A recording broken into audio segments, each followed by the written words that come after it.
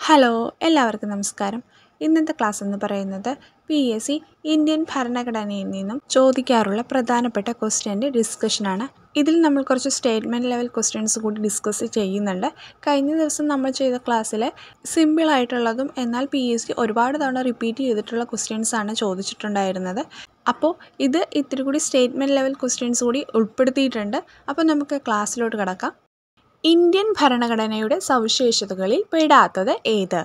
Indian ഭരണഘടനയുടെ സവിശേഷതകളിൽ പെടാത്തത് ഏത്? അപ്പോൾ നമുക്ക് പ്രസ്താവനകൾ ഓരോന്നായിട്ട് വായിക്കാം. ആദ്യത്തെ ലിഖിത ഭരണഘടന, അത് ശരിയാണോ? അത് ശരിയല്ല. ആദ്യത്തെ ലിഖിത ഭരണഘടന അമേരിക്കയുടേതാണ്. അപ്പോൾ ആ പോയിൻ്റ് തെറ്റാണ്. ഏറ്റവും വലിയ ലിഖിത ഭരണഘടന, അത് ശരിയാണ്. ഏറ്റവും വലിയ ലിഖിത ഭരണഘടന ഇന്ത്യയുടേതാണ്. അപ്പോൾ ആ പോയിൻ്റ് ശരിയാണ്. അടുത്ത പോയിന്റ് നോക്കാം. ഭരണഘടന എഴുതി പൂർത്തിയാക്കാൻ 3 വർഷവും 11 മാസവും 18 ദിവസവും എടുത്തു. അത് തെറ്റായ പോയിന്റാണ്. ഭരണഘടന എഴുതി പൂർത്തിയാക്കാൻ 2 വർഷവും 11 മാസവും 17 ദിവസവുമാണ് എടുത്തിട്ടുള്ളത്. ഇപ്പോൾ ഇന്ത്യൻ ഭരണഘടനയിൽ 8 പട്ടികകൾ ഉണ്ട്. ഈ പ്രസ്താവന തെറ്റാണ്. ഇപ്പോൾ ഭരണഘടനയിൽ 12 പട്ടികകളാണ് ഉള്ളത്. അപ്പോൾ ഏതൊക്കെ പോയിന്റാണ് തെറ്റായിട്ടുള്ളത്? 1, 3, 4 തെറ്റാണ്. അപ്പോൾ ഉത്തരം ഓപ്ഷൻ സി ആണ്. ഇന്ത്യയിലെ ജനങ്ങളായ നാം ഇന്ത്യയെ ഒരു പരമാധികാര സ്ഥിതിസമത്വ മതനിരപേക്ഷ ജനാധിപത്യ റിപ്പബ്ലിക്കായി സംവിധാനം ചെയ്യുവാനും ഇങ്ങനെ ആരംഭിക്കുന്നത് ഭരണഘടനയുടെ ഏത് സവിശേഷതയാണ്? ഇന്ത്യയിലെ ജനങ്ങളായ നാം ഇന്ത്യയെ ഒരു പരമാധികാര സ്ഥിതിസമത്വ മതനിരപേക്ഷ ജനാധിപത്യ റിപ്പബ്ലിക്കായി സംവിധാനം ചെയ്യുവാനും ഇങ്ങനെ ആരംഭിക്കുന്നത് ഭരണഘടനയുടെ ഏത് സവിശേഷതയാണ്? ഉത്തരം ഓപ്ഷൻ ഡി, ആമുഖം. അടുത്ത ക്വസ്റ്റ്യൻ, ചേരുംപടി ചേർക്കുക.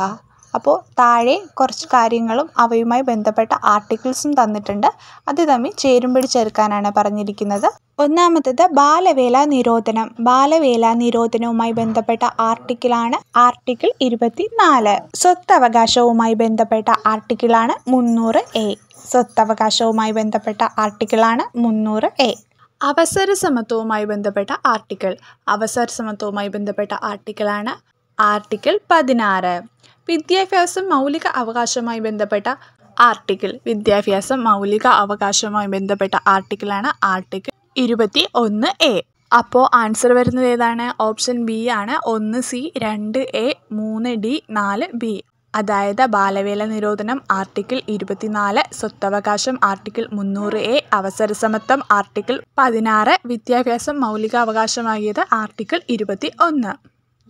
താഴെ തന്നിരിക്കുന്നവയിൽ തെറ്റായ ജോഡി ഏത്? താഴെ തന്നിരിക്കുന്നവയിൽ തെറ്റായ ജോഡി ഏത്? ഉത്തരം ഓപ്ഷൻ ബി, മൗലിക കടമകൾ വകുപ്പ് 51. മൗലിക കടമകളുടെ വകുപ്പ് ഏതാണ്? 51A ആണ്. ബാക്കിയൊക്കെ ഒന്ന് നമുക്ക് നോക്കാം. ഏകീകൃത നിയമ സംവിധാനം വകുപ്പ് 44, ഹൈക്കോടതിയുടെ റിട്ട് അധികാരം വകുപ്പ് 226, രാഷ്ട്രപതിയുടെ ഇംപീച്ച്മെന്റ് വകുപ്പ് 61. ഏതൊക്കെയാണ്? ഏകീകൃത നിയമ സംവിധാനം വകുപ്പ് 44, മൗലിക കടമകൾ വകുപ്പ് 51A, ഹൈക്കോടതിയുടെ റിട്ട് അധികാരം വകുപ്പ് 226, രാഷ്ട്രപതിയുടെ ഇംപീച്ച്മെന്റ് വകുപ്പ് 61. ഇന്ത്യൻ സുപ്രീം കോടതിയുടെ തനത് അധികാരത്തിൽ പെടാത്തത് ഏതൊക്കെ? ഇന്ത്യൻ സുപ്രീം കോടതിയുടെ തനത് അധികാരത്തിൽ പെടാത്തത് ഏതൊക്കെ? ഉത്തരം option A, C and D. അതായത് അപ്പീൽ അധികാരം, ഉത്തരവുകൾ അഥവാ റിട്ട് പുറപ്പെടുവിക്കാനുള്ള അധികാരം. ഇതാണ് സുപ്രീം കോടതിയുടെ തനത് അധികാരത്തിൽ പെടാത്തത്. യൂണിയൻ ലിസ്റ്റിൽ പെടാത്തത്. യൂണിയൻ ലിസ്റ്റിൽ പെടാത്തത് ഏതാണ്? ഉത്തരം ഓപ്ഷൻ ഡി, പൊതുജനാരോഗ്യം. പൊതുജനാരോഗ്യം ഏത് ലിസ്റ്റിലാണ് വരുന്നത്? പൊതുജനാരോഗ്യം സംസ്ഥാന ലിസ്റ്റിലാണ് വരുന്നത്, അഥവാ സ്റ്റേറ്റ് ലിസ്റ്റിലാണ് പൊതുജനാരോഗ്യം വരുന്നത്. തുറമുഖങ്ങൾ, ഹൈവേകൾ, റെയിൽവേ എന്നിവയൊക്കെ യൂണിയൻ ലിസ്റ്റിൽ ഉൾപ്പെടുന്നു. മന്ത്രിമാരുടെ കൗൺസിലിന്റെ വലുപ്പം അംഗങ്ങളുടെ 15% പരിമിതപ്പെടുത്തിയ ഭരണഘടനാ ഭേദഗതി ഏത്? മന്ത്രിമാരുടെ കൗൺസിലിന്റെ വലുപ്പം അംഗങ്ങളുടെ 15% പരിമിതപ്പെടുത്തിയ ഭരണഘടനാ ഭേദഗതി ഏത്? ഉത്തരം ഓപ്ഷൻ എ, 91-ാം ഭേദഗതി. ചേരുംപടി ചേർക്കുക. ചേരുംപടി ചേർക്കുക. അപ്പം പ്രധാനപ്പെട്ട കമ്മിറ്റികളും അവ നിലവിൽ വന്ന വർഷവുമാണ് കൊടുത്തിരിക്കുന്നത്. PK തുങ്കൻ കമ്മിറ്റി ഏത് വർഷമാണ്? PK Thungon committee 1989. Balwantrai committee 1957. Ashok Mehta committee 1977. LM Singhvi committee 1986. അപ്പോൾ ഉത്തരം ഓപ്ഷൻ സി ആണ്. PK Thungon committee 1989, Balwantrai committee 1957, Ashok Mehta committee 1977, LM Singhvi committee 1986. സ്വത്തവകാശം മൗലിക അവകാശങ്ങളിൽ നിന്ന് എടുത്തുകളഞ്ഞ ഭരണഘടനാ ഭേദഗതി ഏത്? സ്വത്തവകാശം മൗലികാവകാശങ്ങളിൽ നിന്ന് എടുത്തുകളഞ്ഞ ഭരണഘടനാ ഭേദഗതി ഏത്? ഉത്തരം ഓപ്ഷൻ ബി 44-ാം ഭരണഘടനാ ഭേദഗതി. വർഷമേതാണ്? 1978. സംസ്ഥാനങ്ങളിലെ ഏറ്റവും ഉയർന്ന കോടതി ഏത്? സംസ്ഥാനങ്ങളിലെ ഏറ്റവും ഉയർന്ന കോടതി ഏത്? ഉത്തരം ഓപ്ഷൻ സി ഹൈക്കോടതി. ഇന്ത്യയിലെ ഏറ്റവും ഉയർന്ന കോടതി ഏതാണെന്ന് ചോദിച്ചാലാണ് സുപ്രീം കോടതി. സംസ്ഥാനങ്ങളിലെ ഏറ്റവും ഉയർന്ന കോടതി ഏതാണെന്ന് ചോദിച്ചാൽ ഹൈക്കോടതിയാണ്. ഭരണഘടനാ ഡ്രാഫ്റ്റിംഗ് കമ്മിറ്റിയുടെ അധ്യക്ഷൻ ആരായിരുന്നു? ഭരണഘടനാ ഡ്രാഫ്റ്റിംഗ് കമ്മിറ്റിയുടെ അധ്യക്ഷൻ ആരായിരുന്നു? ഉത്തരം option B doctor BR Ambedkar. ലോകത്തിലെ ഏറ്റവും വലിയ എഴുതപ്പെട്ട ഭരണഘടനയുള്ള രാജ്യം ഏത്?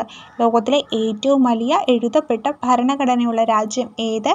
ഉത്തരം ഓപ്ഷൻ സി ഇന്ത്യ. ഭരണഘടനയുടെ ആമുഖത്തിൽ സൂചിപ്പിച്ചിട്ടുള്ള അടിസ്ഥാന ലക്ഷ്യങ്ങളിൽ ഉൾപ്പെടാത്തത്. ഭരണഘടനയുടെ ആമുഖത്തിൽ സൂചിപ്പിച്ചിട്ടുള്ള അടിസ്ഥാന ലക്ഷ്യങ്ങളിൽ ഉൾപ്പെടാത്തത്. ഉത്തരം ഓപ്ഷൻ ഡി മൗലിക അവകാശങ്ങൾ. പരമാധികാരം, സ്ഥിതിസമത്വം, റിപ്പബ്ലിക് എന്നിവയൊക്കെ ഭരണഘടനയുടെ ആമുഖത്തിൽ സൂചിപ്പിച്ചിട്ടുള്ള അടിസ്ഥാന ലക്ഷ്യങ്ങളിൽ ഉൾപ്പെടുന്നവയാണ്. അപ്പോൾ ഒന്നുകൂടെ നോക്കാം. സംസ്ഥാനങ്ങളിലെ ഏറ്റവും ഉയർന്ന കോടതിയാണ് ഹൈക്കോടതി. ഭരണഘടനാ ഡ്രാഫ്റ്റിംഗ് കമ്മിറ്റിയുടെ അധ്യക്ഷനാണ് BR അംബേദ്കർ. ലോകത്തിലെ ഏറ്റവും വലിയ എഴുതപ്പെട്ട ഭരണഘടനയുള്ള രാജ്യമാണ് ഇന്ത്യ. ഭരണഘടനയുടെ ആമുഖത്തിൽ സൂചിപ്പിച്ചിട്ടുള്ള അടിസ്ഥാന ലക്ഷ്യങ്ങളിൽ ഉൾപ്പെടാത്തവയാണ് മൗലിക അവകാശങ്ങൾ. പരമാധികാരം, റിപ്പബ്ലിക്, സ്ഥിതിസമത്വം എന്നിവയ്ക്ക് ഭരണഘടനയുടെ ആമുഖത്തിൽ സൂചിപ്പിച്ചിട്ടുള്ള അടിസ്ഥാന ലക്ഷ്യങ്ങളിൽ ഉൾപ്പെടുന്നവയാണ്. ഇന്ത്യൻ ഭരണഘടനയിൽ 6 മുതൽ 14 വയസ്സുവരെയുള്ള കുട്ടികൾക്ക് സൗജന്യവും നിർബന്ധിതവുമായ വിദ്യാഭ്യാസം മൗലിക അവകാശമാണ്. ഭരണഘടനയുടെ ഏത് അനുച്ഛേദമാണ് ഈ വിദ്യാഭ്യാസ അവകാശം ഉൾപ്പെടുത്തിയിട്ടുള്ളത്? ഇന്ത്യൻ ഭരണഘടനയിൽ 6 മുതൽ 14 വയസ്സുവരെയുള്ള കുട്ടികൾക്ക് സൗജന്യവും നിർബന്ധിതവുമായ വിദ്യാഭ്യാസം മൗലിക അവകാശമാണ്. ഭരണഘടനയുടെ ഏത് അനുച്ഛേദമാണ് ഈ വിദ്യാഭ്യാസ അവകാശം ഉൾപ്പെടുത്തിയിട്ടുള്ളത്? ഉത്തരം ഓപ്ഷൻ സി അനുച്ഛേദം 21A. ഇന്ത്യൻ ഭരണഘടനയിൽ മൗലിക കർത്തവ്യങ്ങളെക്കുറിച്ച് പ്രതിപാദിക്കുന്നത് ഏത് ഭാഗത്താണ്? ഉത്തരം ഓപ്ഷൻ ബി ഭാഗം 4A. ദേശീയഗാനം ആയ ജനഗണമന രചിച്ചത് ആര്? ദേശീയഗാനമായ ജനഗണമന രചിച്ചത് ആര്? ഉത്തരം ഓപ്ഷൻ എ രവീന്ദ്രനാഥ ടാഗോർ. ദേശീയ ഗീതം ആയ വന്ദേ മാതരം ആദ്യമായി പാടിയത് ഇന്ത്യൻ നാഷണൽ കോൺഗ്രസിൻ്റെ ഏത് സമ്മേളനത്തിൽ ആയിരുന്നു? ദേശീയ ഗീതമായ വന്ദേ മാതരം ആദ്യമായി പാടിയത് ഇന്ത്യൻ നാഷണൽ കോൺഗ്രസിൻ്റെ ഏത് സമ്മേളനത്തിൽ ആയിരുന്നു? ഉത്തരം ഓപ്ഷൻ എ കൊൽക്കത്ത സമ്മേളനം. ഒന്നുകൂടെ നോക്കാം. ഇന്ത്യൻ ഭരണഘടനയിൽ 6 മുതൽ 14 വയസ്സുവരെയുള്ള കുട്ടികൾക്ക് സൗജന്യവും നിർബന്ധിതവുമായ വിദ്യാഭ്യാസം മൗലിക അവകാശമാണ്. ഭരണഘടനയുടെ ഏത് അനുച്ഛേദമാണ് ഈ വിദ്യാഭ്യാസ അവകാശം ഉൾപ്പെടുത്തിയിട്ടുള്ളത്? ഉത്തരം ഓപ്ഷൻ സി അനുച്ഛേദം 21. ഇന്ത്യൻ ഭരണഘടനയിൽ മൗലിക കർത്തവ്യങ്ങളെക്കുറിച്ച് പ്രതിപാദിക്കുന്നത് ഏത് ഭാഗത്താണ്? ഭാഗം 4A-യിൽ. ദേശീയഗാനമായ ജനഗണമന രചിച്ചത് രവീന്ദ്രനാഥ ടാഗോർ. ദേശീയഗീതമായ വന്ദേ മാതരം ആദ്യമായി പാടിയത് ഇന്ത്യൻ നാഷണൽ കോൺഗ്രസിൻ്റെ ഏത് സമ്മേളനത്തിലായിരുന്നു? കൊൽക്കത്ത സമ്മേളനത്തിൽ. ദേശീയ മനുഷ്യാവകാശ കമ്മീഷൻ നിലവിൽ വന്നത് ഏത് വർഷത്തിൽ? ദേശീയ മനുഷ്യാവകാശ കമ്മീഷൻ നിലവിൽ വന്നത് ഏത് വർഷത്തിലാണ്? ഉത്തരം ഓപ്ഷൻ സി 1993 ഒക്ടോബർ 12. ഇന്ത്യയിൽ വിവരാവകാശ നിയമം നിലവിൽ വന്നത് ഏത് വർഷത്തിൽ? ഇന്ത്യയിൽ വിവരാവകാശ നിയമം നിലവിൽ വന്നത് ഏത് വർഷത്തിൽ? ഉത്തരം ഓപ്ഷൻ ബി 2005 ഒക്ടോബർ 12. 2005 ഒക്ടോബർ 12-ലാണ് ഇന്ത്യയിൽ വിവരാവകാശ നിയമം നിലവിൽ വന്നത്. ഇന്ത്യൻ ഭരണഘടനയിൽ ജീവിക്കുന്നതിനും വ്യക്തി സ്വാതന്ത്ര്യത്തിനും ഉള്ള അവകാശത്തെപ്പറ്റി പ്രതിപാദിക്കുന്ന അനുച്ഛേദം ഏത്? ഇന്ത്യൻ ഭരണഘടനയിൽ ജീവിക്കുന്നതിനും വ്യക്തി സ്വാതന്ത്ര്യത്തിനുമുള്ള അവകാശത്തെപ്പറ്റി പ്രതിപാദിക്കുന്ന അനുച്ഛേദം ഏത്? ഉത്തരം ഓപ്ഷൻ ഡി അനുച്ഛേദം 21. ദേശീയ മുദ്രയുടെ ചുവട്ടിൽ ആലേഖനം ചെയ്തിരിക്കുന്ന സത്യമേവ ജയതേ എന്ന വാക്യം ഏത് ലിപിയിലാണ് എഴുതിയിരിക്കുന്നത്? ദേശീയ മുദ്രയുടെ ചുവട്ടിൽ ആലേഖനം ചെയ്തിരിക്കുന്ന സത്യമേവ ജയതേ എന്ന വാക്യം ഏത് ലിപിയിലാണ് എഴുതിയിരിക്കുന്നത്? ഉത്തരം ഓപ്ഷൻ എ ദേവനാഗരി. താഴെ പറയുന്നവയിൽ ഇന്ത്യയുടെ ദേശീയ മൃഗം ഏതാണ്? താഴെ പറയുന്നവയിൽ ഇന്ത്യയുടെ ദേശീയ മൃഗം ഏതാണ്? ഉത്തരം ഓപ്ഷൻ ബി കടുവ. ഒന്നുകൂടെ നോക്കാം.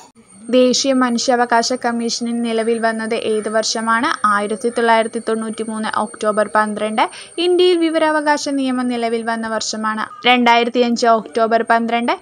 ഇന്ത്യൻ ഭരണഘടനയിൽ ജീവിക്കുന്നതിനും വ്യക്തി സ്വാതന്ത്ര്യത്തിനും ഉള്ള അവകാശത്തെപ്പറ്റി പ്രതിപാദിക്കുന്ന അനുച്ഛേദം 21.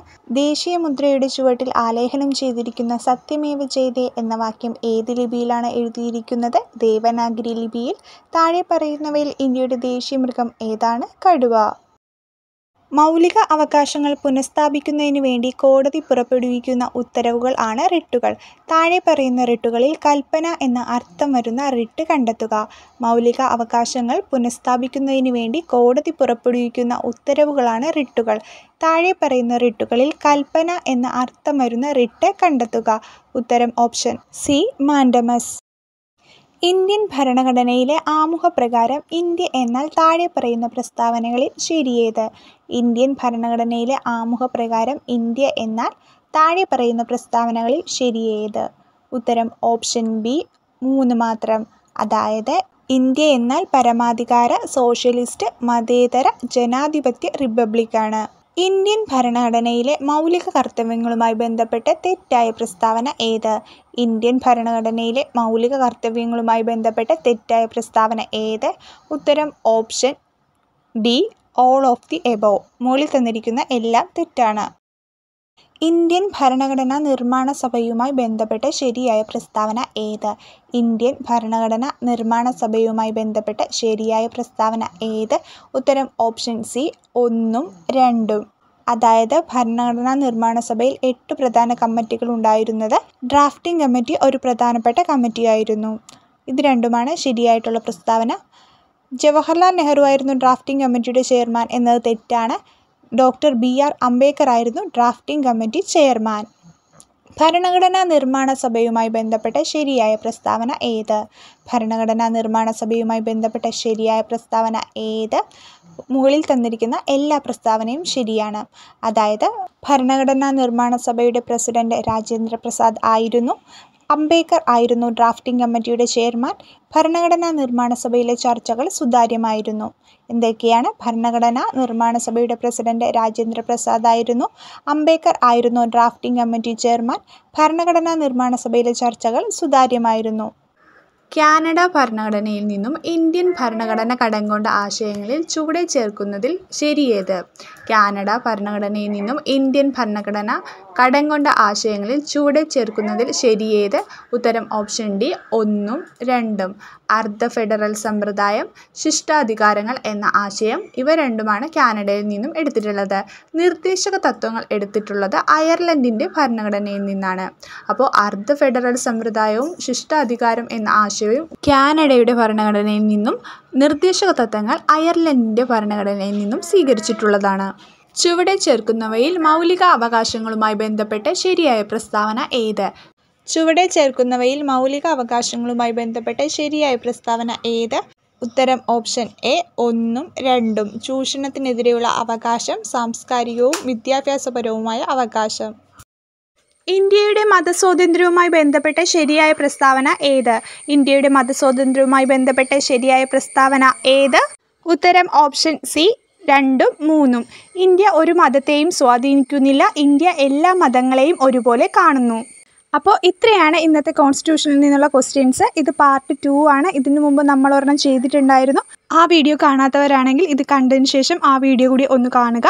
ഇന്ന് നമ്മൾ ഡിസ്കസ് ചെയ്ത എല്ലാ ക്വസ്റ്റ്യൻസും തന്നെ 2024 PSC ചോദിച്ച ക്വസ്റ്റ്യൻസ് ആണ്. അപ്പോൾ നമുക്ക് അടുത്ത ക്ലാസ്സിൽ അടുത്ത ടോപ്പിക്കുമായിട്ട് കാണാം. താങ്ക്